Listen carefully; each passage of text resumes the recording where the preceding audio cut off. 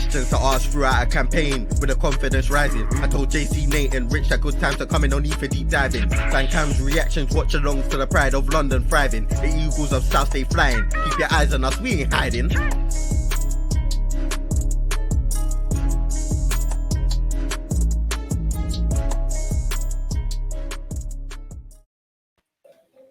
Yo, big up everyone. We're back with the final episode from the Football Dreams documentary review, episode 6. And this is the under 18 focus, subtitled Going Pro. Now, first and foremost, what an incredible documentary. It's been throughout. I wish it wouldn't end, but obviously it's a 6-part series. And most importantly, I really hope that the club release this to international viewers sometime in the near future, because it would be great for them to see all the work we've been doing behind the scenes and the amazing step up we've made being a Category 1 academy. As per usual, big up to the co-host. Nate, how you doing? Yeah, mate, all good. It feels weird to be back after a lengthy hiatus. Isn't it? Yeah, it is. No football. And if they cancel the Chelsea game as well, that's going to be Pot is mad. shook. That's what you got to say. Yeah, Pot is shook. Man don't want to face holding more corner because his record's dead food, so he's shook. Yeah, even though he's a Chelsea man, he's still not going to beat Palace. And Brighton was shook as well. They were like, "Wait, we need to get an excuse. Sussex police. There's too many that have gone up to London. We can't put the game on." All right, cool. It is mad. JC, how you doing, my guy? All good. Slightly different scenery today, but that's just for today. Some remodeling's getting done in the studio. Wicked. Everyone's grafting, everyone's working hard and stuff. So yeah, we'll quickly just start off with you, Nate, just to touch on episode 5. Obviously, you weren't feeling too great and stuff, but it would be great to hear just a quick general overview of what you thought of the episode in itself. Well, from what I can remember of it, the fact that it was focused on the centre-backs, that's an area of interest to us, because obviously the last couple of years, we've struggled massively to bring in centre-backs, either through transfers or through the academy. I know we signed Chris Richards there, but it wasn't that long ago that we were signing centre-backs that just, you had to scratch your head looking at them. But I think all 3 of them had interesting arcs where one was coming back from a long-term injury, wasn't quite on his pace, it was clear that he was kind of dropping behind the other 2. They're all in the same age bracket, so it's hard to be at the team for so long and not play. But yeah, insightful episode. Sometimes these episodes go a little bit left field where you're not really expecting things to go the way they go. But it's been educational the whole way through, from the youngest age group that we saw in episode 1 to episode 5 and subsequently episode 6. So yeah, I enjoyed it. I mean, I won't lie. There was some of it I was thinking, I can't stand this. I hate this. This has annoyed me. But that's the beauty of it, is that you get to see something that you're not familiar with. We only see the 18s and 21s at academy level, and rightly so. Shouldn't be watching the younger groups, because we don't really know these players that well. But just speaking of the 18s, they're 1-0 up to Southampton, by the way, at the time of recording this. But yeah, I enjoyed it, man. It was good. And obviously I was excited. I had to do a double marathon of episode 5 and 6. So 2 hours of my life. I was like, this episode 6 better be worth the extra hour, because I'm not going to be happy if it becomes an absolute flop. But nope, it held firm. It was a great episode. Let's talk about episode 6. 100%. Let's start with Ryan. Now, there seems to be a theme with some of our academy lot. Injuries. See, another player who is touted to go into wicked things was just injury plagued. Let's start with that, JC. Like thoughts on Ryan and obviously how he developed, and even just like the mental strength to overcome the injuries and such. Yeah, I think that with the injuries, just touch on that firstly, is that if I remember correctly, Tyreek Mitchell was extremely injury prone when he was coming through the academy. Like he should have got his chance a couple of years ago, but he got held back by injuries. And I think injuries, in a weird way, sort of builds mental strength, because you're going to be isolated away from all the other boys who are playing regularly. You're not going to be training with them. You're not going to be spending as much time with them, and you probably feel a bit lonely at points, because when you saw that clip of him just running around the pitch while everyone else is training and playing football, that's got to be heartbreaking, because you're seeing everyone else train and get better and better. As one of the kids, I think Pete said last week, said that everyone else is improving, but I'm just staying still. Which means when they come back, they try even harder, and then unfortunately, if you try too hard, you'll most likely get injured again. So it's sort of like a balancing act where you need to try hard enough to catch up, but not try too hard. But yeah, he was touted for big things. I know that he eventually took his time, got over the injury, recovered fully, and playing again, and looked to be. I can't remember whether he had his captain armband on again, but he looked to be playing regular football, getting his fitness up, and he seemed pretty happy with himself by the end of the season after what he's achieved, after what kind of start he had.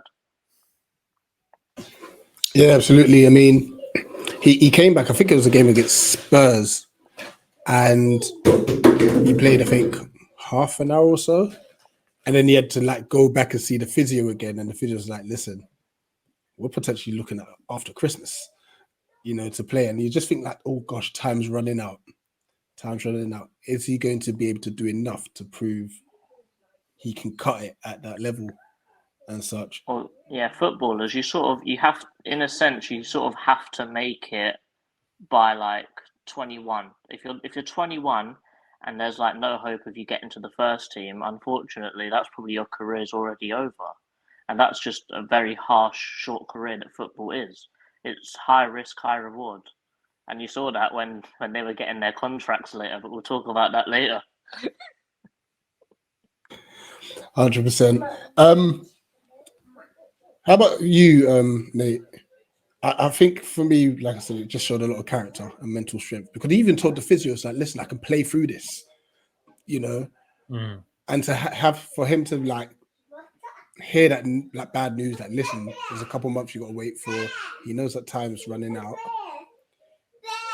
What do you see from that going forward? Because obviously we're going to talk about his contract and stuff, but what do you see that he learned from that going forward? Well, you got to give him. It's a testament to his character that he's willing to fight as hard as he can. He knows that his body's a little bit limited because he's had trouble with injuries. So, he can't necessarily battle through it the way anybody else would. I mean, he strikes me as the type of player that could go one of two ways. He could go the Johnny Williams route, where there's abundance of talent there.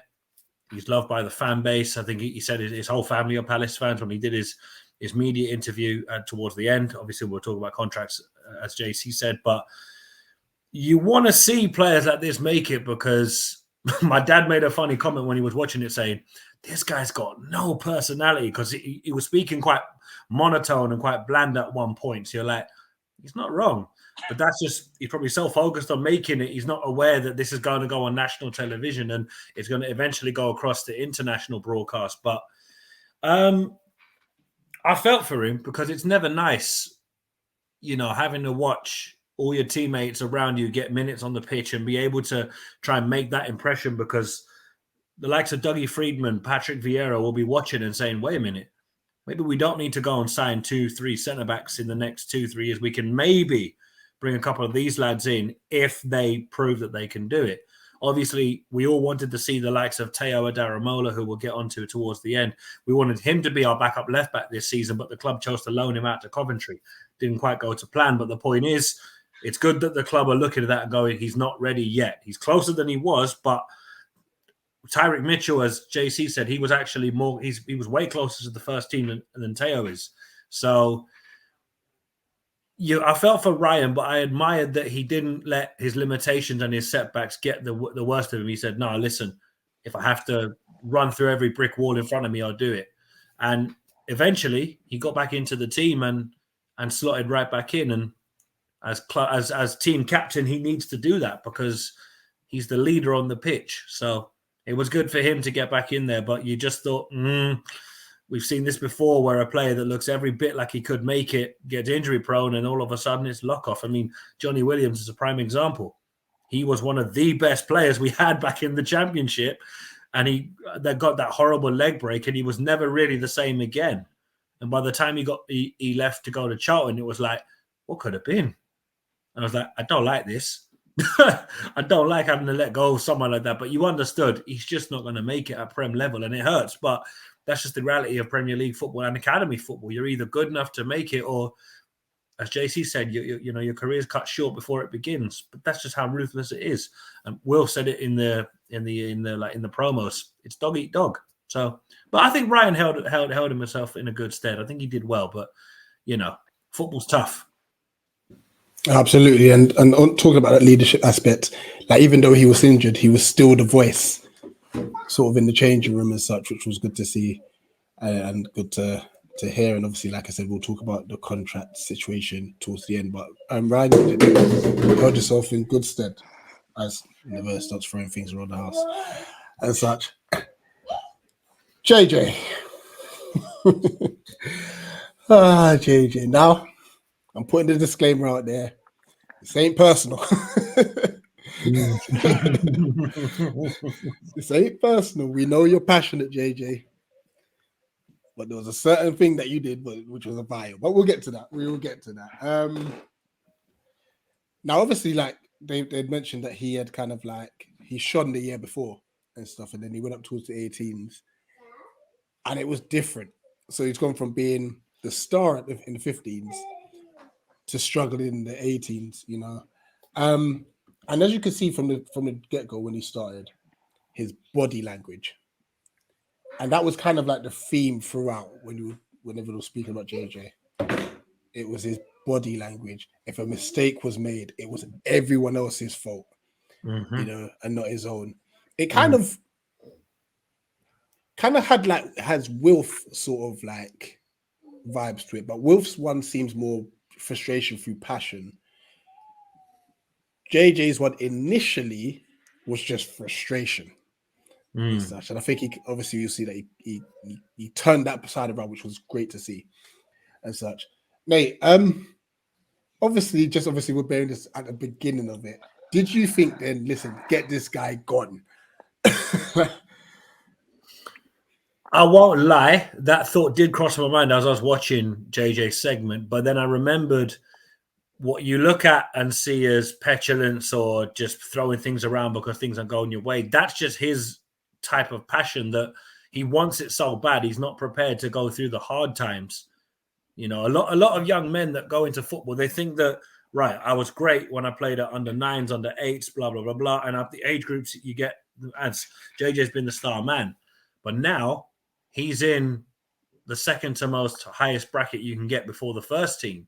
And this is where managers and coaches look at you and go, we might be able to tell Patrick Vieira, look, give us 2 more years with JJ. We might have a striker for you in case you're looking for a young striker to come off the bench in an FA Cup game, a League Cup game where we're thinking, oh, an academy player coming on. Because that would get us excited as fans.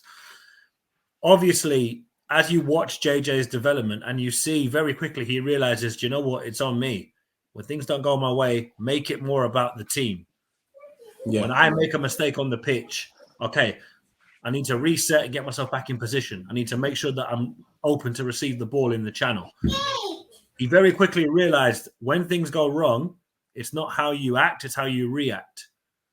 You know, and that was good to see because, like we've said, we're not making this personal to any of the young men featured because it's great to see the different character arcs that have come through this because we saw the same kind of vibe from, I think it was Romy. Romy had similar kind of was getting frustrated and, you know, there were a lot of things going on. There was a number of players that were losing their head over the small things. Even Harry, when things weren't going right for him, he was pushing players around and stuff like that. Yeah, so, you know, it's a recurring theme that we've seen because the kids are learning this and they're learning it the natural way where when things don't go your way, you have to say, right, what am I doing wrong? Why am I getting it wrong? How do I get it right? Okay, I'm doing it right here. I'm getting encouragement from the coaches. And very quickly he realized it's on me to play as well as I can and make a difference for the team. And to be towards the end, He did. He got a very good finish away. I think against, was it Tottenham or Arsenal? Might have been against Tottenham, I think. I don't think it was Arsenal. But suffice to say, he actually looked to be every bit like he was getting closer to not redeeming himself as such. That's probably a poor choice of words, but definitely proving to the audience and the coaches at the club, all right, JJ, fair enough. You may have turned it around, because they were saying the ability is there, the talent is there, but the mental fortitude to hold in games and not lose the head when things don't go his way, that's what was holding him back. And he had to realize that on his own. No amount of coaching can tell you to stop acting like the world owes you a favor because you're amazing and you were the star at 15s and 14s. You know, and he went on a full-blown strop when he got sent to the when he got sent back to, I think it was the under 15s. Yeah, the 60s. He was like, look, I'm going to be double their size. Why am I going to play? Like, he was not happy. Yeah, and on the one hand, you could agree with that, but then you say, but if you play well and they can see that you're trying to adapt and you're trying to make things happen, they're like, okay, JJ's got a bit about him that we can utilize. And as we saw, eventually he turned it around. So credit to him for that. It was great to see a lot of these will they, won't they make it kind of players that we've seen in this documentary. They end up getting it. Not all of them do, which is a shame. But look, that's sort of the harsh reality of academy football. Sometimes even if you do your best, you don't make it. But yeah, JJ, divisive at the start, but he turned it around in the end. That's the best way I can sum it up without speaking for 400 hours and giving you guys nothing to say. Yeah, like just before we come to you, JC, like obviously the coaches obviously pulled him aside, and this was during preseason, because he was like, oh, what's the point of me playing? I'm not even getting touches of the ball. This is like, he was very evidently frustrated with how things were going, you know, and even when the coaches were talking to him, he was showing that frustration. Like I said, once again, that's just his outlet of showing that he really wants this. He wants it so bad, you know. There was obviously a significant moment, you know. He wasn't selected for the first game against Leicester, as you said. Then he went to the under-21s. And then it was Southampton. He was on the bench against Southampton. And then he was told to warm up at like the 86th minute and eventually came on the 88th. JC, talk us through that. That's it. That was honestly, for me personally, I thought he's done for. At that moment, that was the moment I thought he's done for and such. But like I said, credit to him, credit to him, like for turning everything around, especially after this moment. Yeah, I think I don't know if you guys agree with me, but I think any substitution that's sort of made anywhere after 85 minutes is just a sub to waste time. And unfortunately for him, he had to deal with that, get fully warmed up. Well, as he said, I warmed up more than I ran today. And I think that's not even an exaggeration. He probably did. Because when he come on, do you think, I'm not sure whether he tried his absolute best, because when the whistle came, he did something that every Palace fans will not like, with him dashing his shirt straight onto the floor after the full-time whistle went.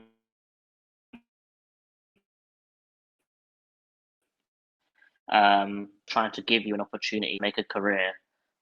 I think it's not a good look. I think disrespecting someone that's trying to give you a career, give you a job, and who are paying you as well, it's not a good look in my opinion.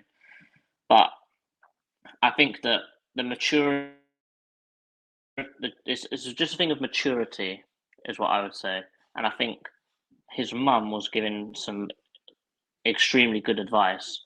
Even though it's tough times, even if you're only playing for 5 minutes, let that be the best 5 minutes you could ever do. And I thought that was such good advice for him, because I'm sure that he would have had more games which were like that. And I'm sure that he would have tried a lot harder, because that's the only way you're going to get a starting spot, aren't you? Is impressing in training and impressing in other games when you're only featured for a little while. But I think overall, as he said, he never got released because he wasn't talented enough. He always had the talent.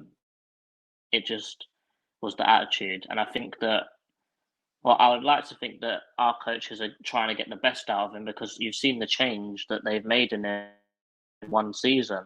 So with a couple more years of this mental coaching, which we seem to be very focused on, making sure that all the players, all the kids are switched on, so that they all get their life experiences. And also, one thing I quite liked was when they said in the off season, go be a kid, go do what you want, but don't go too mental, because obviously you're still a footballer, but you can still live your life. But I think it's just credit to him for taking the responsibility, because I think me as a 17-year-old, I probably wouldn't have taken that kind of responsibility on board. And credit to the coaches for noticing this and keep on drilling on it, saying, yo, this is what happens, this is what you need to do. And if you do it, trust me, you'll make it. And he scored 2 bangers. Didn't celebrate though, but 2 bangers. You know what?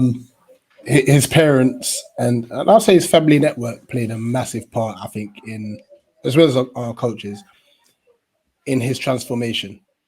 You know, they were so positive and always encouraging and understanding as well. Mm. You know, I think that was the most important thing. They understood his frustration. They didn't say, "What are you doing now?"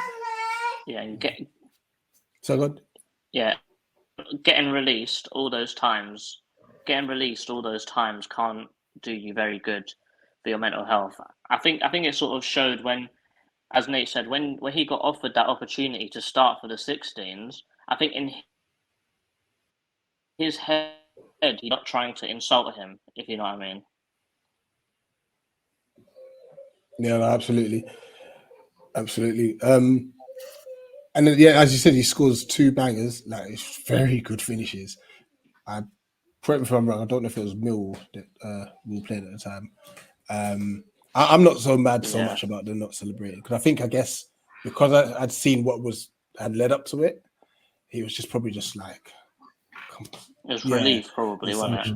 And in fairness, listen, he came out shining in that game, because we were terrible first off. You know, the coaches had to absolutely lay into everybody like, it's not good enough.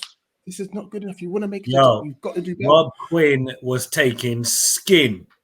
He just was skinning all of them, and you were just like, this is, you know, the minimum here is maximum effort. And you were like, yeah, that's what you want to hear, because it's all well and good when you're on easy street. And I didn't mean to cut you, Rich, but to see that's cool. Rob Quinn, Darren Powell, and bear in mind, Darren Powell was a big player for us in the 04 promotion season. Yeah. So I remember him playing for us. It's like, yo, there's a strong connection between the club ex-players who are now coaches with Paddy McCarthy, Darren Powell, Mark Bright is involved. There's a couple of others, I think. You know, obviously there's an ex-Charlton player in there with Svet Todorov, who's done brilliantly. He was in one of the earlier episodes. But to see Rob Quinn just absolutely fillet every single one of them, regardless of how well they did or didn't play as a team, he said, this is not good enough. Minimum is maximum effort. We can lose to the team on the day. That's cool, but don't be this giving isn't Go ahead, JC. I said that when he said this isn't a Crystal Palace performance, it just shows the kind of respect that they should put on the badge as well. Yeah, because you know you got to remember, a lot of these boys get released by the Chelseas and Arsenals and all that, and they're not getting chances there, but they get chances here. That's why, even though Aaron Wan-Bissaka went on to play for Man United, think about it. Wan-Bissaka probably wouldn't get into many of the other bigger academies in the city, but Palace gave him his chance, and Palace got him on the platform to go play at Man United. And obviously, we've seen the success we've had with the academy in recent seasons, but to see them react to that absolute rollicking they got, that's what you want to see from young players. Because when coaches are tearing you seam from seam, that's how you know that they know you can do better than this. You know, coaches that give you a pat on the back when you're playing half-assed, that's not good enough. But to hear Rob Quinn say this, the minimum at Crystal Palace is maximum effort, it's like that's what we as fans expect. So they're trying to give them that reality of when you're playing at Selhurst Park in the first team, the fans don't care how well we play as long as we get minimum maximum effort. We don't want to be seeing players trying to hide on the pitch, because we've seen that in the first team with players that we've had over the last few years, where you're thinking, how is this guy getting picked? I'm not going to mention any names, but you get what I'm saying, JC. I know Rich has got to deal with one of the girls. But I think that probably leads us on to Teo, talking about the first team. And oh, yes. I was looking forward to this. Making his debut against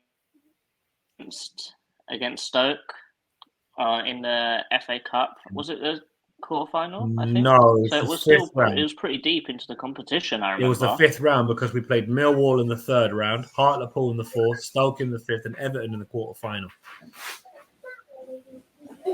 Yes. Okay. But still, it's still deeper than we've ever been in the FA Cup for many years. Absolutely. But it was just the whole point of, wait, we're taking the cup seriously? Are you sure this is Crystal Palace? We don't do that over here. We sacrificed the FA Cup and League Cup from early, bruv. Whereas last season, it was like, yo, semi-final settings. All right, cool. But because Teo would be the most high-profile youngster that's broken through now alongside Rak-Saki, I was thinking we should see at least one of them. Whichever one it is, I don't care. I just want to see one of them, and hopefully they're going to feature in this. And you got to know a bit more about Teo and his parents, because his dad was a semi-pro footballer. His mum was an international hockey player. So you're like, yo, no wonder he's got such a great sporting pedigree, because the talent's crazy. And then there's that young left back that plays for the 18 just scored that wonder goal against Brighton. You're like, nah, the academy is moving mad. Vanette. Oh, I can't remember his surname. Vontae Williams, I think. Vontae Williams. Vontae, that's it. It's not Vanette. Yeah. What a goal that was, by the way. But you see how quick he is? I was like, yo, my man's got these men not even on beans on toast, bruv. He's talking about Liam Parents on toast. Did you did you see Ayew and Mateta's reaction to it? Yeah. God, who is it against? Brighton. Oh, it's even better. Well, I don't know about that now. Mateta's goal against Brighton was something special. It was. But, yeah, I mean, look, with Teo, obviously when he was announced as starting in the FA Cup, we were excited about it because, we've been starved of academy players breaking through. The last one before him, I believe, would have been Rak-Saki, and prior to that was Brandon Pierrick. That shows you the gap between Cope. It's like, and a lot of the fan base got excited about Brandon Pierrick. Do you know what I mean? So, but Teo had a great debut. Okay, he wasn't particularly amazing, but JC, I remember, said in his fan cam, he's not quite ready for consistent first team football, and he got a little bit of heat off that. And I'm thinking, he's only telling the truth. Why are people getting mad, triggered over JC being honest? Like, don't. Well, put it this way: the coaches sent him out on loan rather than keeping him here, and that's I see what I said. See that, but it's the heat you got from it. I'm like, do people not realize JC's right? Like, I was thinking that myself. I was like, he's good and he's playing well, but first team football at his age, don't think it's the right thing at the moment. 2021, yeah, we can maybe talk about him getting back in the first team. Yeah. But people are like, how can this guy be saying he's not coming off for the first team? Has he seen XYZ left back and Van Aanholt and Friars? And I'm like, Teo's not anywhere near either of those. And both of those were professional senior players. They weren't good enough, but they were senior players. Big difference. Give the kid time to develop. And also lay off JC because he's only giving his opinion. Everybody's opinion is valid. Some is more questionable than others.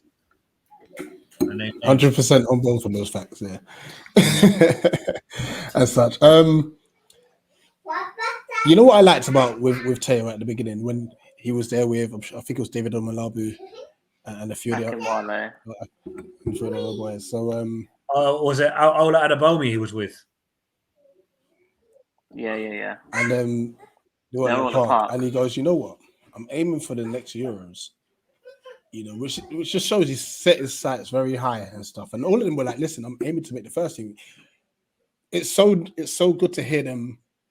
And first and foremost, actually, credit to them just going to the park and having a kickabout, by the way. Yeah. Which is nice to see. Well, to hear Teo say he wants to make the next Euros because he's a Republic of Ireland under 19 international, I'm like, Teo playing left back for Ireland. I could get behind that, actually.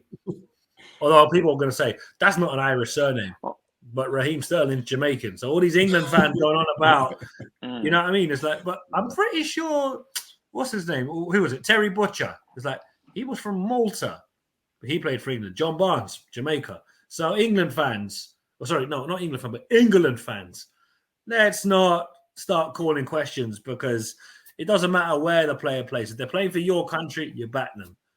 Like Rich don't care if Hudson Odoi was born in London. If he plays for Ghana, he's Ghanaian. He's playing for Ghana, he's Ghanaian. Don't matter. 100%. As such. And like Teo had a very, very sharp rise and such. It took about 2 or 3 preseason training sessions. It was like, you're going to the 23s, you know. So for him, effectively, he started with the 18s preseason, and towards the end of the season, he's got a first team debut. It's a sudden rise, and he kind of referred to that because the moment he had his opportunity to do so with his first check, he moved his parents from the area, because he identified, like, listen, it's not the one. There's a lot of like unfortunate crime and stuff like that in the area that he was at the time, and he just wanted to move his family somewhere safe. So as a young man, using probably his first 2 checks, I'll say, probably, to obviously give his parents a better living environment, just shows how humble he is, how grateful he is for his parents' support and guidance all these years, which is unbelievable, you know. And lastly, from me on Teo, it was very interesting to hear the coaches say that he was slightly distracted at a point, and also needs to work on receiving the ball. You know, because obviously we see the end product, we think, yo, this guy's rapid, he's a good dribble of the ball, he can cross the ball in well and stuff. But the small nuances is what they picked up on. It's like, okay, but is he receiving the ball correctly and stuff? Which is great to see that they're not resting on the laurels down at the academy. They're like trying to make sure that every little nuance is on point. JC? Well, yeah, I think that's what coaches should do. They identify what you're good at, and they hope that you keep improving it. But the main point of improvement is what you're not so good at, and that's how you make a better player overall. That's how you get these players like Zaha. Zaha came through. He wasn't as physically strong as he is now, and that's something that the coaches identified. Put him on a few stakes, put him in the gym, and then he's more physical, uses his body better, and he's overall a better player. So you gotta give it to the coaches with how they're training and what they're looking at and how they're trying to improve players. But I think Teo's sort of career so far is sort of what the other academy players look up to, and they'll see him and think, oh wow, I was in the 18. He was in the 18s at the start of the season, and he went straight into the 23s and straight into the first team in a big game, a must-win game, if you think about it, so we can get through.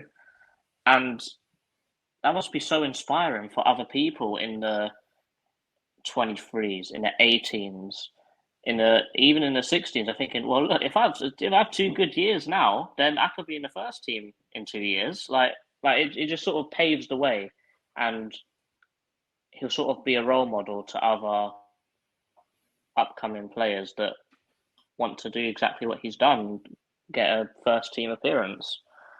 But I'm very impressed with what the coaches have done, as they said that he's not quite ready for that first team. That right at the end, they said that he's going out on loan next season, and many clubs are interested, including a championship club. We know what happened with that. I think just being linked with a championship club after only having 1 first team appearance and doing very well in the youth setup, it just speaks volumes to me.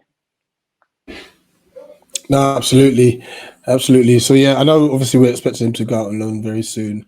But then we also have a few under 21 games coming up. Like we've got one today at time of recording. We've got one this afternoon as well. So it'll be interesting to see if he's involved in any way, shape or form with that, just to keep the legs going. And so, It wouldn't surprise me if we see Bartley and Teo in the first team in that lineup today. today, We yeah, might see Bartley and Teo. it'll be so interesting to see that whether they're both involved and stuff. So definitely something to look out for. Just regarding obviously contracts before we wrap up, JJ was told, listen, you're gonna have to hit the ground running and stuff. And when I had a look at the team, the squads, he's involved, he's in the squad and such. So it's looking good at the moment for him. Hopefully, obviously, he can keep it up and then make his way to the 21s next season. Ryan Bartley, I think I hope I got his surname right, but he signed a professional contract with the club as well, which is huge. Obviously, as you mentioned earlier, needs a bit of media training and such. And I think Nate mentioned that Granddad said he's a bit dull, isn't he? was that Pops that said it? Yeah, Dad was like, my God, he's got no personality. And Dad was like, what? I'm like, yeah, I mean, Dad, you're not wrong, but like, he's just a youngster. I don't want to torture him. He'll get there. He'll get there. Just quickly on Teo, because obviously his parents moved from Dublin to London for him to become a footballer. He grew up in Castle Knock, which is in West Dublin. It's like closer to Kildare and that. But basically, the fact that his parents up sticks and moved to London to give him that opportunity to see him pay them back and get them in a house that's in a much nicer part of southeast London. I was like, you know what? That's the kind of story you love to see, because there's so much about young footballers. They get too much money, and to be fair, some of the money they're on is scandalous. But no, it was nice to see. And obviously, you know how football is these days. All it is that footballers get paid too much money and what have you. But it's like, well, clubs are willing to pay it. What do you want them to do? Can't introduce a salary cap because it wouldn't work in the Premier League. So when people mention that, that's just unsustainable. But all 6 episodes taught us something different about the academy we didn't know before. Obviously, I did want to touch on quickly the fact that we got to see the academy being opened, because obviously Gareth Southgate opened the academy, and you briefly saw him talk about his experience when he was at the academy. So it was just kind of mad knowing, Jesus, our academy is actually not that bad. Well, I mean, when you look back at the list of players that have come through the ranks, you got Kenny Stanson, Vince Hilaire, Clinton Morrison, Wilfred Zaha. Who else has been there? Wayne Routledge, Sean Scannell, Raksaki, Mitchell, Adaramola. The names, there's a number of names down the years. Yeah. And Roy Hodgson was at our academy for a few years. He spent his youth career here before he went into non-league. So, there's a lot to be excited about. And knowing this is about our football club, it's even more sweeter. Because if it was just about Chelsea or Arsenal, it'd be like, whatever. But it was nice that it was about a club that doesn't get as much media exposure, because that's a boost for us as a club. And hopefully they put it on Palace TV for the international audience. No, absolutely. Absolutely. Guys, that brings us to the end of the documentary. So I think I might watch it again from the jump, Such a good documentary, and it's got so good to see, obviously, their journey, obviously, to this season. So that was all filmed from last season. So they're basically here this season and stuff. And just kind of like I said, obviously Chelsea later on this afternoon, who are obviously a very established academy setup. So it's going to be a good test against them, and it will see how far we've come, as a club and as an academy, which will be it'll be a good test. Obviously, hopefully see some of the players that were involved in the under 18s episode 6. I'm not going to lie though, the banter between Copers Cope and Cobham could be a bit peak still. There's a couple of Johnnies on Palace Twitter that love to rub it in when we beat Chelsea. It's like Cobham's full of frauds. It's like, no, they're far from a fraudulent academy, mate. Calm down. This is it. Literally, it's going to be a proper test. And also just keeping out for some content over the international break and such. And we hope we have the game against Chelsea going on. There is a potential another rail strike that day. So that game is looking on the ropes at the moment. So we're kind of waiting and seeing. But there is good news. The EEF will be out at Leicester. That is going to be crazy. Yeah, a proper away day. Leicester away on 15th of October. So look out for content on that as well. And we got some big plans for that one that we're Yeah. going to talk about when we wrap up here, because I was kind of thinking, I really don't want to miss out, but I don't want to part with the amount of money I've got to spend to go. And I said, no, Nathan, just go, just do it. I looked at the train tickets yesterday. I was like, yo. Yeah, it's mad, isn't it? It's mad. But look, the things we do for the people. But listen, Indeed. episode 6 is done. The documentary is over. Part of me wanted it to continue, as Rich said at the start, but it just makes you more proud to be a Palace fan, because you're like, yo, we've come so far. Yeah. Like, we couldn't have dreamed of a documentary about our football club, let alone 2, because we've had one Eagles there as well. Yeah. So it's like, what's going on? We're not prime time, but it's like, no, sod it. Dust ourselves off and be proud of it, because this documentary was so good that we got the contrast of the highs and lows. Yeah. And even the parents. We saw the not so good side of some parents, and then we saw the redeeming arc of these parents. And credit to all of them for the sacrifices they're making for their sons. Massive sacrifices, yeah. Like we said in previous episodes, we're not trying to throw shade on any parent, because they're giving everything they can. Like that woman in the first episode, £160 on boots. I'm like, what? And think about it, he's young, he's growing, man. You know what I mean? That's like new boots every couple months. Yeah. That's not. Soon it's going to be from going from JD to Sports Direct, boy. You get them Sunday codes, boy. Yeah. Them Slazenger things. Yeah. Hey, 100, that's a lot of money each time. It's mad. It is. But listen, big up to everyone involved in the documentary, the players, the coaches, the parents, the producers, the filmers, the directors, the club, everyone. Big up to you for all of that.